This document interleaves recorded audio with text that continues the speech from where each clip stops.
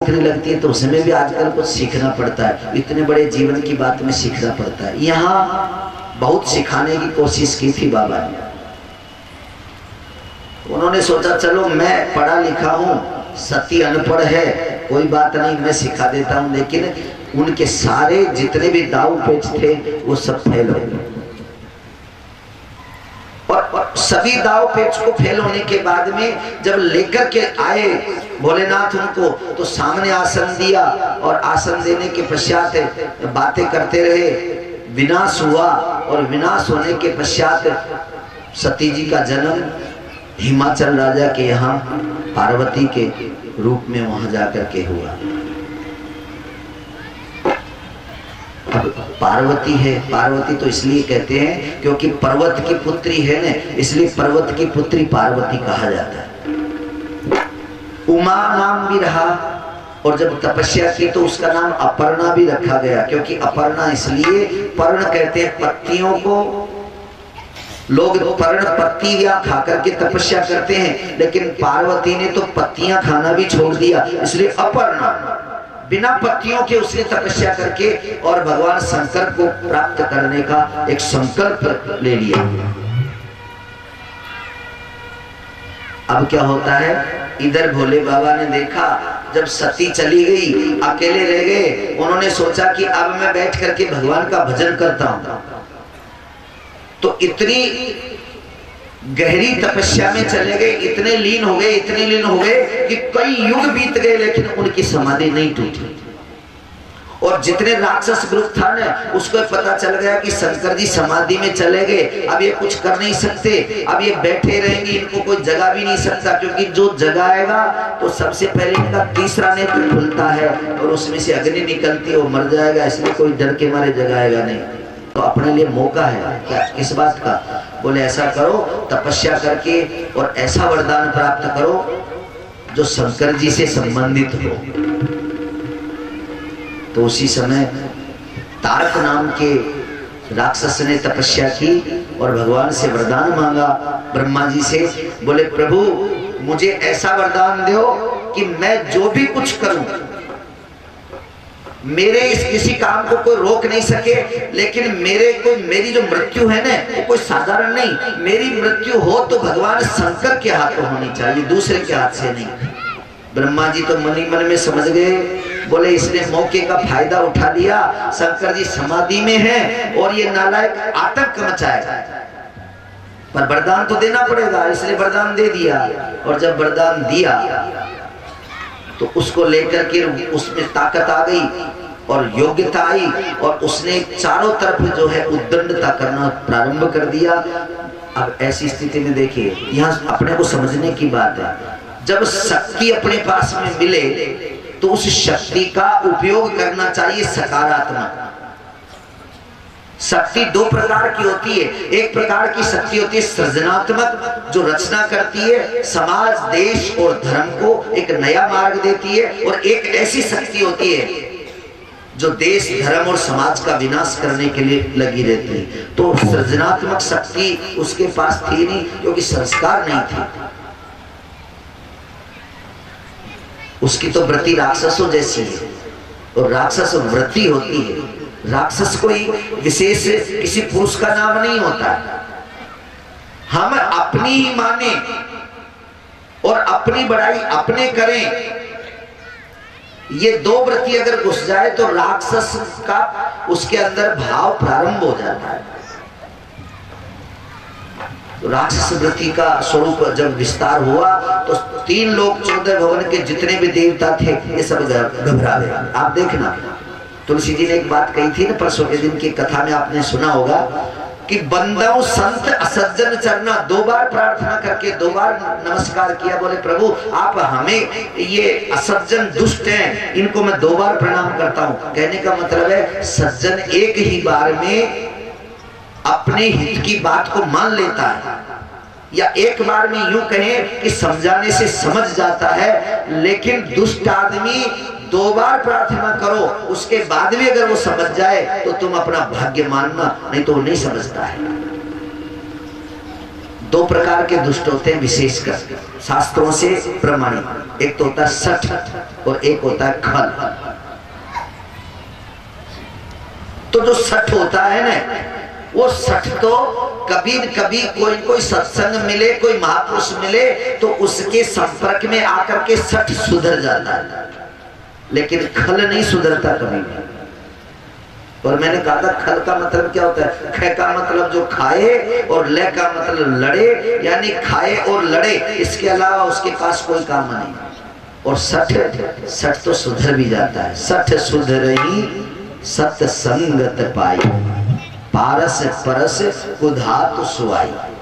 यहां तक तो कह दिया तुलसी जी ने, लेकिन तुलसी जी एक बात भूल गए कि सठ सुधर तो सकता है, लेकिन उसका स्वभाव कहीं न कहीं काम करता है। मैं आपको एक तर्क देता हूं, इसमें उदाहरण बताया कि पारस से लोहा स्पर्श कर दिया जाए तो सोना हो जाता है। सोना का मतलब सज्जन हो जाता है। लेकिन एक बात बताओ, जो युद्ध में तलवार काम आती है, वो तलवार लोहे की होती है, पैनी होती है, तिरछी होती है। उसको भी ले जा करके तुम पारस पत्थर से स्पर्श कर दो तो वो भी लोहे की तलवार सोने की हो जाएगी। लेकिन एक बात का ध्यान रखना, उसकी तीन चीज नहीं बदलेगी, धार, मार और बटमार। सोने की हो गई वो, लेकिन धार उसकी वो की वही है, उसमें जो टेढ़ापन है वो भी वही है, और उसकी मूठ है ना बटमार, बोले वो भी वैसी की वैसी, वो नहीं बदली। यानी सज्जनता तो आ गई, लेकिन पूर्ण सज्जनता नहीं आई। सठ सुधरई सत्संगत पाई, और पारस परस कुधातु सुआई। इसी के साथ दूसरा कबीर जी ने कहा, बोले सज्जनता किसी में आ जावे, ऐसी सज्जनता, और वो तुम्हारे अगर पैरों में पड़ने लगे तो उसका विश्वास मत करना, क्योंकि चार चीज पैर में पड़ती है और चारों ही दुखदाई है। लोग कहते हैं ना कि लोग, वो तो मेरे पैरों में पड़ गया यार, मैं क्या करता। तो सुनना, चार चीज पैरों में पड़ती है, चारों ही दुख देती है। कांटो, कादो, रेत, जल, सगला पड़े ये पांव,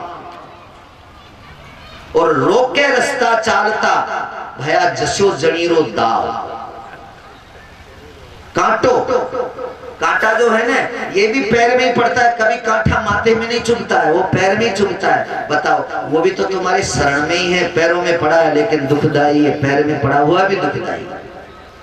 और कादा यानी कीचड़, कीचड़ भी पैर में लग जावे तो अपने को ही घृणा हो जाती है अपने पैर से, अरे राम राम पहले इसको धो, तो वो भी तुम्हारी गति को, स्पीड को रोक देगा।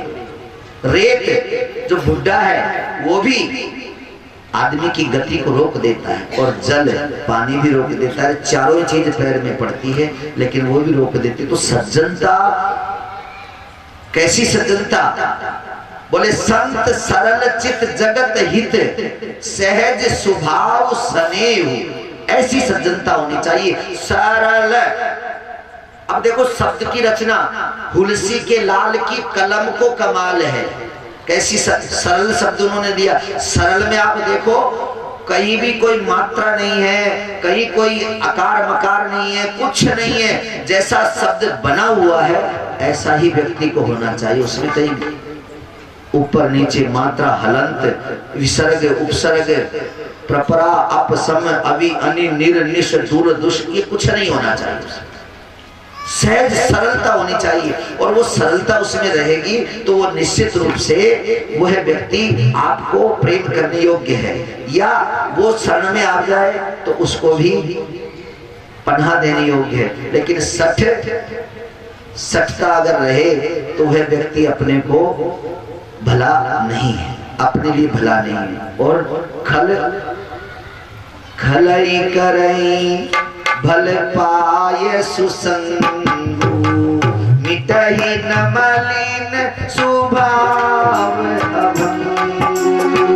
खलई करई भल पाए सुसंगु, मिटहि न मलिन स्वभाव अभंगु। खल जो होता है उसको आप कितना ही सत्संग सुनाओ, कितना ही कुछ करो, लेकिन वो कभी भी अपने स्वभाव को नहीं छोड़ता है। सत्संगति होगी जब तक सुधर जाएगा। लेकिन अगर कहीं उसको चोट लगी तो वापस फिर से अपने रूप पे आ जाता है। आप देखना जयंत का बेटा 60 रूप में आया। 60 चाहत रघुपति बल देखा, परमात्मा की ताकत को आजमाने लगा। और एक बात इसमें साइलेंट बात यह है कि जो आदमी मन का काला होता है, जो आदमी नियत का गंदा होता है, वो तुम्हारी ताकत को भी परखेगा तो तुमसे डायरेक्ट फाइट नहीं करेगा, सीधे सीधे तुमसे भिड़ंत नहीं करेगा, ये सिद्धांत है। तो क्या करेगा? बोले वो तुम्हारी चाहत की कोई चीज है उसके ऊपर जाकर के प्रहार करेगा। तुम्हारी प्रॉपर्टी है कि तुम्हारी बिल्डिंग है कि तुम्हारा और कोई, उसके ऊपर वो इनडायरेक्ट फाइट करवाएगा, क्योंकि उसकी ताकत नहीं है तुमसे भिड़ ले। और यही हाल जयंत का रहा। उसको ताकत देखनी थी तो राम जी के पैर में चोंच मारता, लेकिन नहीं मारी। चोंच का मारी उसने सीता जी के जाकर। वो जानता था और सीता भी उसने चोंच मार दी, ठीक है, समझ करके विचार करके अच्छा कर लिया, लेकिन उसने गलत जगह मार दी। कहने का मतलब सीता जी इतनी दयालु है कि वो जानती है कि किसी न किसी रूप में ये भी मेरा बेटा है, इसने अपराध कर दिया तो कोई बात नहीं। चोंच मार दिया, रक्त बहने लगा। अब आप देखना, यहां मामला है रक्त का, रक्त बह रहा है, लेकिन सीता जी अनुरक्त है। किसमें? बोले भगवान के चरणों में। उनको पता ही नहीं है कि मेरे किसी ने चोंच मार दी। इतना प्रगाढ़ प्रेम। मैंने आपसे कहा कि कबीर जी ने अपने प्रेम की जो भाषा है उसमें कहा कि जो प्रेम होता है वो कैसा होता है। बोले डूबे सो बोले नहीं और बोले सो अनजान, और गहरो प्रेम समुद्र है या कुछ जाने चतर सुजान। जो अत्यंत गहरा प्रेमी होता है ना, वो बोलता नहीं है, वाणी से अपने व्यक्त नहीं करता है। ये बहुत गहराई की बात है। तो इस गहराई की बात को सीता जी समझती थी। सीता जी ने देखा कि ये मेरे ऊपर इसने चोंच मारी है, ये निश्चित रूप से दुख देने वाला है, लेकिन अब मैं क्या करूं? मेरा मन तो प्रभु के चरणों में है। तो उसके चरणों से बह रहा है रक्त। सीता जी है अनुरक्त, भगवान राम के श्री चरणों में मन लगा हुआ है। अब देखना, न तो सीता जी ने कहा और न किसी ने संकेत दिया। जब खून बहा और खून बह करके भगवान के पीठ में वो जब खून लगा, तब स्वयं परमात्मा को पता चल गया। चला रुधिर रघुनायक जाना, जान गए। तो ये क्यों न सच है, पर ये सुधर गया। कैसे सुधर गया? आगे का थोड़ा सा प्रसंग देख ले। जब चारों तरफ ये भ्रमण कर रहा था तो सामने से नारद जी आते हुए दिखाई दिए। नारद जी चलती फिरती लेबोरेटरी है, जिसका भी कुछ गड़बड़ होता है तत्काल मिलते ही ठीक कर देते हैं। या यूं चलिए कि ये मोबाइल वर्कशॉप है, चलता फिरता वर्कशॉप। जहां भी कहीं गड़बड़ी होती है इनको पता चल जाता है, वहीं पहुंच जाते हैं, जा धमकते हैं। और इनको इनमें एक बहुत बड़ा अवगुण तो नहीं कह सकते इतने बड़े महापुरुष के लिए, लेकिन एक विशेषता इनमें यह है कि कहीं देवताओं में एक युग दो युग तक शांति बनी रहती है, तो इनके मन में अशांति हो जाती है। बोले यार आजकल कुछ उठापटक नहीं है, क्या चक्कर है? तो ये कहीं कहीं जाकर के और हाँ रख देते हैं अपनी बात और युद्ध शुरू। आप देखना, ये जो शंकर जी का प्रसंग चल रहा है ना, भागवत में आप लोगों ने सुना होगा। तो ये शंकर जी की रखी हुई अग्नि है जो अभी तक में नहीं बुझी। वो क्या नाम, नारद जी की। और नारद जी ने कैसे? बोले एक दिन भोले बाबा वहां नहीं थे, और भोले बाबा वहां नहीं थे तो इनको मौका लगा। बोले यार आज कई युग बीत गए लेकिन देवता भी शांत हैं, राक्षस भी शांत हैं, और जब तक इनमें उठापटक नहीं हो तब तक अपनी पूछ नहीं होती है, क्योंकि जहां भी मिस्टेक या गड़बड़ी आती है सब लोग नारद जी से सलाह लेते हैं। तो बोले अपन तो फालतू चक्कर लगा रहे हैं, कुछ करना चाहिए। यहाँ सीखने को मिलता है कि तुम बहुत अच्छे प्रेम से ढंग से रह रहे हो ना, घर गृहस्थी बना करके, तो उस तुम्हारे सुख के भी नजर लग जाती है, पड़ोस की नजर लग जाए, किसी और की नजर लग जाए कि देखो ये कितने सुखी है, सुख के भी नजर लग जाती है। नारद जी महाराज हाथ में अपना वो लेकर के वीणा और चल दिए। उन्होंने देख लिया सती अकेली है और वो पास में जाकर के और प्रणाम किया और कहा, बोले ओहो आज मेरा भाग्य है, मेरे यहाँ संत पधारे हैं, मेरा आज ये शमशान जैसा कैलाश है ये पवित्र हो गया महाराज आपके चरणार बिंद से। अब बेचारा आस्थावान तो यही कहेगा, अब उनको क्या पता कि संत के मन में क्या कुटिलता भरी हुई है। उन्होंने जाकर के कहा, बोले माता जी मैं तो वैसे ही भ्रमण कर रहा था और मैं देख रहा था कि इस धरती पे यानी 3 लोक में सतियां हैं, और मैंने यहाँ आकर के देखा कि तुम भी सती हो, लेकिन तुम बहुत प्रेम करती हो भोले बाबा से, ये मैंने सुना है। हाँ बोले मैं मेरी एक एक रोम रोम से मैं मेरे प्रभु से प्रेम करती हूँ। हाँ बोले मैं यही तो कहने आया हूं कि तुम कितना प्रेम करती हो बताओ। अच्छा ये बताओ माता जी तुम्हारा जब से विवाह हुआ है और तुम यहाँ आकर के रहने लगी हो, तब से तुम्हारे बीच में कोई लड़ाई तो नहीं हुई आज तक? बोले कभी नहीं हुई, अब तो सपने में भी नहीं जानते लड़ाई क्या होती है। हाँ मैं यही पूछना चाहता हूँ, देखो कितना बढ़िया प्रेम है आपका, और मैं यही विचार करके इसीलिए तो दर्शन करने आया था। अब भोले बाबा नहीं है तो मैं क्या करूं, मैं तो जुगल जोड़ी का दर्शन करता, लेकिन अब आप ही मिली हैं। अच्छा वैसे कोई आपसे बात छिपाते तो नहीं है ना? हाँ बोले नहीं छिपाते, मेरे मन की भी बात कह देते हैं। और बोले तुम्हारे मन की बात कह देते, तुम्हारे मन की वो जान लेते। बोले बिल्कुल सही समझे हो। हाँ मैं भी यही सोचता था, मैं तो जहां भी जाऊंगा ना माता जी आपके गुण की आपके यश की प्रशंसा करूंगा। बताओ कितना है, एक दूसरे के विचार भी तुम आदान प्रदान कर लेते हो। तुमने बचपन की सारी बातें उनको कही? बोले हाँ। और उन्होंने बोले वो भी कह देते हैं। अरे नारद जी क्या बताऊं, उन्होंने तो जो गहरी से गहरी तपस्या की और जो साधना करते हैं उस साधना के बारे में भी गुप्त रहस्य को भी वो प्रकट कर देते हैं मेरे सामने। जब तो फिर सब बातें तुमको बता दिए होंगे? बोले हाँ बता दिए, पर बोले माता जी मेरे को एक शंका है इसलिए मैं तुम्हारे पास आया हूँ। देखो मैं तो तुम्हारा बेटा हूँ इसलिए मेरे तो कोई मतलब नहीं है, लेकिन एक छोटी सी बात है शायद तुमको पता नहीं हो इसलिए मैं थोड़ा सा निवेदन कर दूं। ये बताओ तुमने शंकर जी के कभी शरीर को देखा गौर से? ओ बोले रात दिन मेरे पास तो रहते हैं। बोले उनके माथे पे वो पानी गिर रहा है उसके बारे में पता है? पानी है क्या? उसका नाम गंगा जी है नारद, वो गंगा है। हाँ गंगा है, मैं भूल गया। बोले उनके ललाट पे क्या है? चंद्रमा है। और इसका मतलब तो फिर यहाँ प्रकाश करने की आवश्यकता ही नहीं होती हो। बोले यहाँ तो लालटेन रखते ही नहीं, इनमें कोई सौर ऊर्जा है, इनमें कोई नहीं, बढ़िया चंद्रमा का प्रकाश रहता है रात्रि को। फिर नीचे उतरे थोड़ा सा, उन्होंने कहा बोले उनके गले में क्या है? बोले सांप। बोले और? बोले और खोपड़ियों की माला है। तो बोले सांप के बारे में? बोले वो उन्होंने सांप मैंने पूछा ही नहीं। बोले माला के बारे में? बोले उसके बारे में भी नहीं पूछा। मैं यही तो कह रहा हूँ माता जी गड़बड़ी यही है, वायरस यही है। एक बार तो सच पका गई, उन्होंने कहा तुम ये क्या कह रहे हो?